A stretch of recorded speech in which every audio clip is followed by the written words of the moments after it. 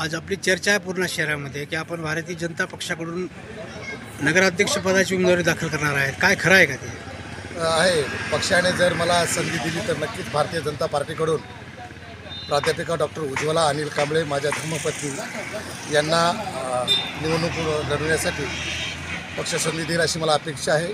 पक्षाला वाटतं जातीय समीकरण बदललं पाहिजे आणि बौद्ध समाज आणि ओपन समाज भारतीय जनता पार्टी या माध्यमातून एक जातीय समीकरण निर्माण करण्याचा प्रयत्न करत आहे. जागा ओपनच्या आहे आणि भारतीय जनता पार्टीसारखा बलाढ्य पक्ष जे केंद्रात सत्तेत आहे, राज्यात सत्तेत आहे आणि या परभणी जिल्ह्याच्या पालकमंत्रीसुद्धा भारतीय जनता पार्टीचे असल्यामुळं त्यांनी जी संधी मला उपलब्ध करून दिली आहे त्या संधीचं सोनं करण्याचा मी निश्चितच प्रयत्न करणार आहे. शेवटी पक्षाची जी काही भूमिका असेल त्या भूमिकेसोबत मी नक्की जाणार आहे. पक्षानं जर एबी फॉर्म दिला किंवा पक्षानं जर निवडणूक लढवण्याची संधी दिली तर मी नक्कीच भारतीय जनता पार्टीच्या वतीनं निवडणूक लढवणार आहे. तुम्हालाच काय द्यावा पक्षाने फॉर्म?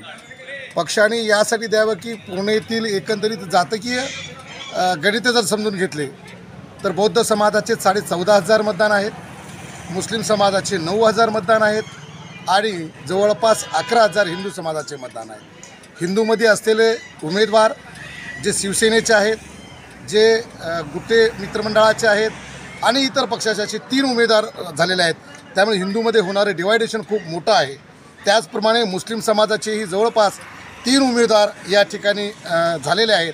बौद्ध समाजाच्या वतीने एक सुशिक्षित म्हणून, एक चळवळीतला कार्यकर्ता म्हणून, सर्व धर्माला सोबत घेऊन चालणारा कार्यकर्ता म्हणून मला पक्ष संधी देईल असा मला पूर्ण विश्वास आहे. नाही, सबका साथ सबका विकास ही जी लोकभावना आहे भारतीय जनता पक्षाची, हे काय वाटतं का तुम्हाला असं काही होईल म्हणून?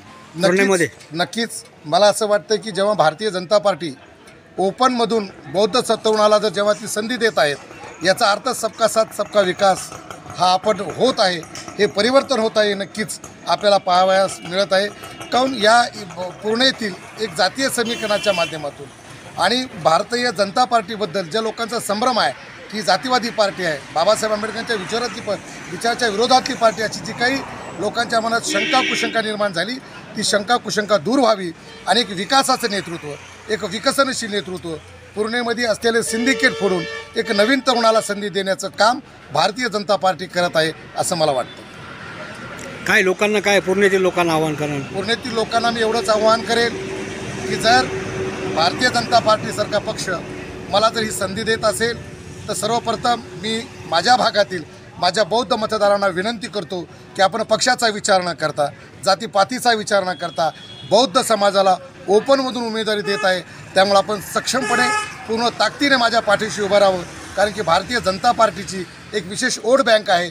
ती वोट बँक माझ्या पाठीशी आहे आणि माझा समाज जर माझ्या पाठीशी उभा राहिला तर भारताच्या म्हणजे पूर्णेच्या इतिहासात पहिल्यांदा बौद्ध नगराध्यक्ष ओपनमधून होण्याची ही सुवर्ण संधी आहे असं मला वाटतं.